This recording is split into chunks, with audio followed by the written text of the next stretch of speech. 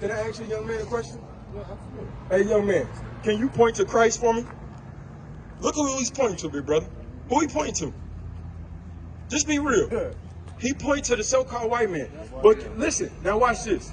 If I handed you this, show me the so-called white man in there.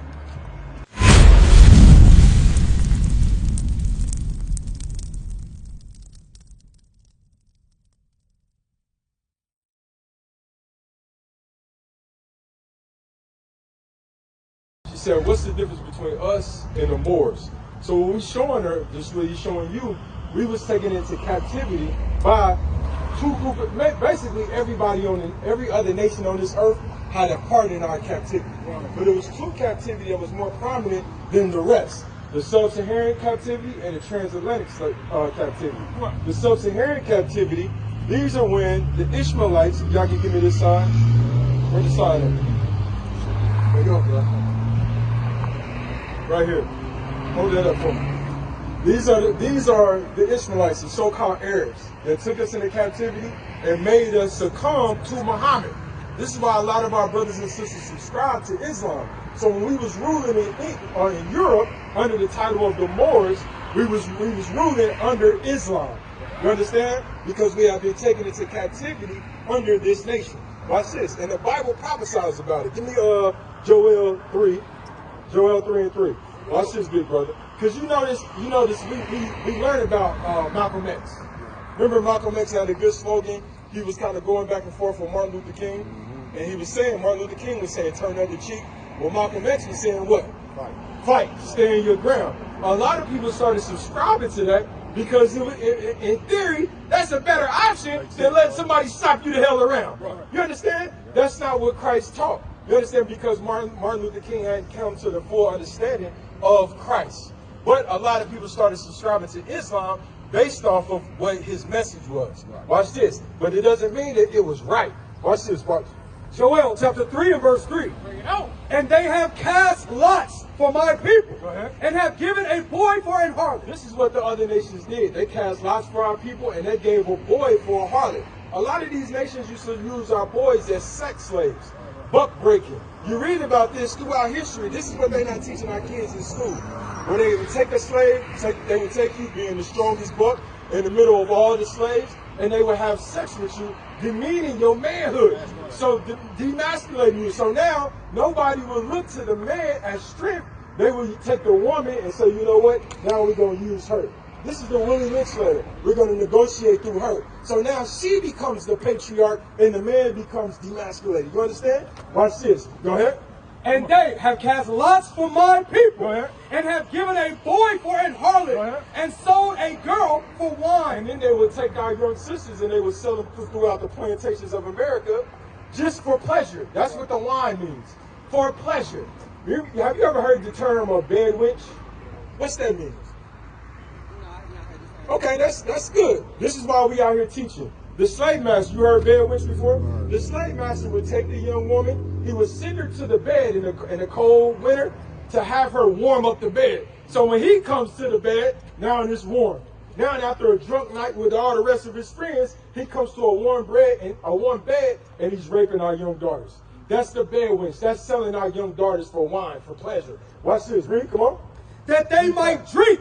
Yea. And what have ye to do with me, O Tyre and Zidon? Go ahead. And all the coast of Palestine. Tyre and Zidon is these African nations. The Africans, what they teach us in school is black people sold black people.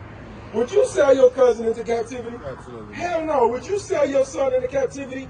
No. So have you ever ran into a real African before? Yeah. Have you ran into a real African before? How do they feel about you? Come on, talk to me. They don't mess with us because we not the same people. Just because we black, that don't mean we're the same people. You get a Chinese man and a Japanese man together, that does not mean that they're the same people. If you call one of them the other, they're going to tell you, they're going to correct you. I'm Chinese. I'm Japan. You understand? So listen what the Lord is saying. Right there, read it from the top. Yea, and what have ye to do with me, O Tyre and Zidon? What have you do to me, you African nations, Tyre and Zidon? Because they was rounding us up on the west coast of Africa. Watch this. And all the coast of Palestine. And all the coast of the Arabs. Give me the Arabs. All the coast of Palestine. These are the Arabs that was working in cahoots with Africans selling our people. But the Bible is specific to who he was selling us to. Watch this, read. Will ye render me a recompense? Go ahead. And if ye recompense me, swiftly and speedily will I return your recompense upon your own head. Jump down to verse 6. Verse 6, the children of Judah. And verse 5. Because ye have taken my silver and my gold, and have carried unto your temples my goodly pleasant things. The children also of Judah. The children of Judah, go ahead. And the children of Jerusalem. This is what they did. They rounded us up on the west coast of Africa. The Tyre and Zidon, these African nations and these Arab nations, they took us and watch who they sold us to. Go ahead. Have you sold unto the Grecians? They sold us to the Greeks. They sold us to the so-called white man. You understand? So in the transatlantic slave trade, yes, in the transatlantic slave trade, that's how now we got the names that we got. You understand? Like, what's your last name, bro? Fisher. So what that mean? Give me the history on that. I can't. Huh? I can't. I know. So this your young man? Yes, sir. His last name is Fisher too. Absolutely. So think about the psyche in there. Think about the psyche. Your name is everything. You understand? That's who you are. That's your power. That's why the Lord changed our name to Israel, Prince of the Power. So your name means something. So the white man, when he took us into captivity, he understood that. The first thing he did to Toby was what? Took his name. He said, your name is Toby. Your name ain't Kenta. And beat that last Kenta out of him. So now generation after generation after generation, your grandfather passed that slave name, which was the token of the slave master. Whoever was owning you, that was the Fisher plantation.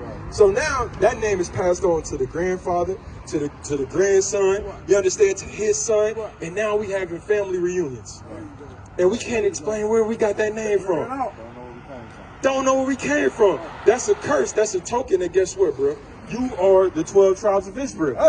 This is what this white man. Give me that in Psalms 83, and then watch this. I'm gonna get you a law. A lot of these pastors is not teaching this. This is why the communities look the way that they look. This is why young brothers is killing themselves at the rate that they are, because we're not looking at each other as brothers. Because the white man put in, and you know what, the dark against the brown, the old against the young, all these divisions. So when the young men see the older man, remember we was young one time. How old are you?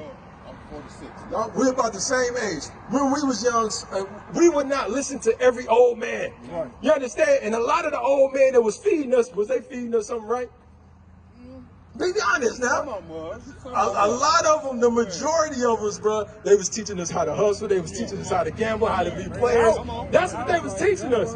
You might have had one out of, let's say, 15 that was telling you, listen, stay in school, do ABC, and how we look at him.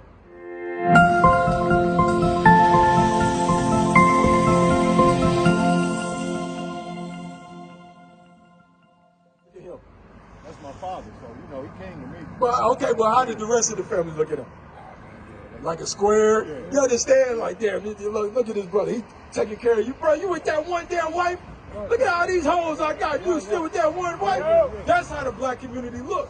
But that's a curse according to the Bible. That's just big brother. Psalm chapter 83 and verse 1. Keep not thou silence, O God. Hold not thy peace and be not still, O God. For lo, thine enemies. Thine enemies is everybody that's not on this sign, big brother. Where you see yourself at on this sign? And I'm going to show you how crafty it is. Where you see yourself at? The first one. You be from the tribe of Judah, right? Your father be a so-called African American, which really don't make sense when we think about that. That's two different continents that we subscribe to. We can't be from two places at one time. You understand? Watch this. For lo, thine enemies make a tumult. So the enemies of God is everybody outside of the 12 tribes of Israel. Why? Because we was the God's chosen people. He didn't choose every nation on this planet to be his people. So if you don't choose every nation, of course you have a disdain towards God. So you become an enemy of God. Watch this, read. And they that hate thee have lifted up the head. They have taken crafty counsel. He said these people, these other nations, particularly the so-called white man, he said they have taken crafty counsel. The crafty counsel is, here you have the Bible. Can I ask you, young man, a question?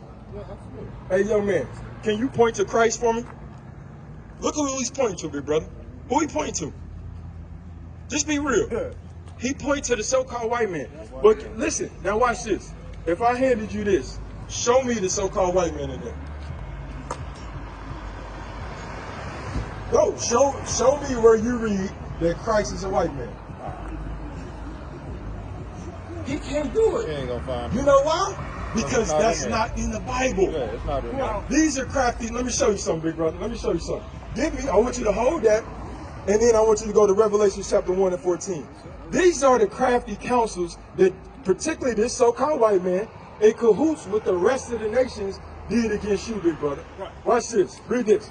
This is the book of Revelations, chapter 1 and verse 14. Watch this, big brother. Watch this, big brother. What's your name, bro?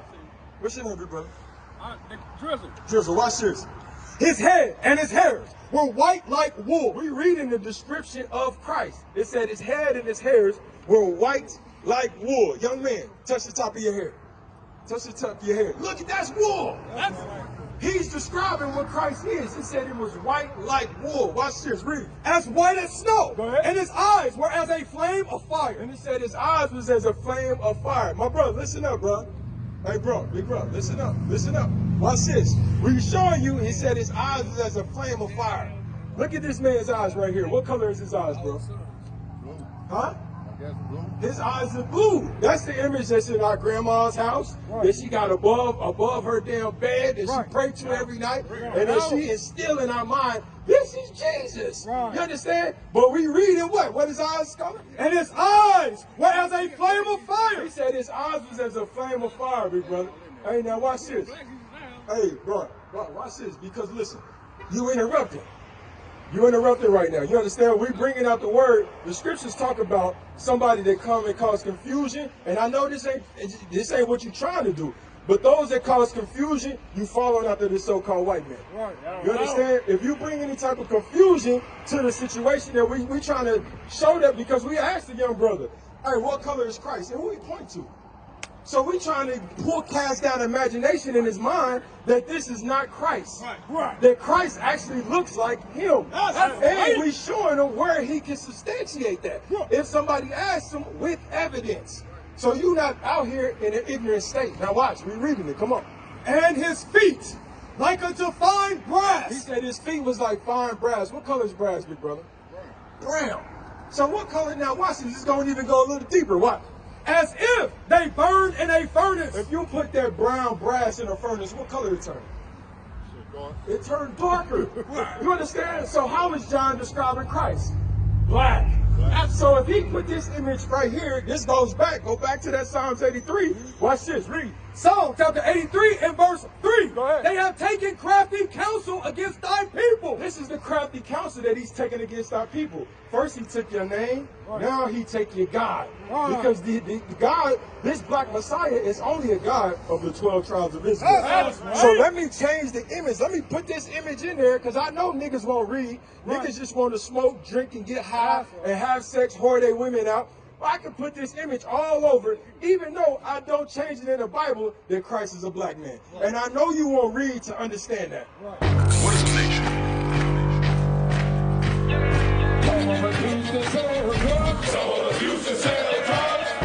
Nation is men leading by example.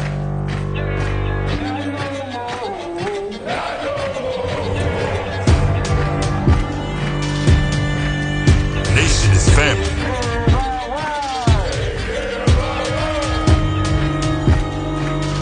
Nation is community. Nation is children with role models.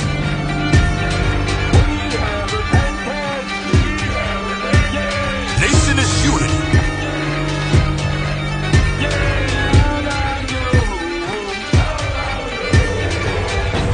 Nation is you. And finally, my brethren, be strong in the Lord, His word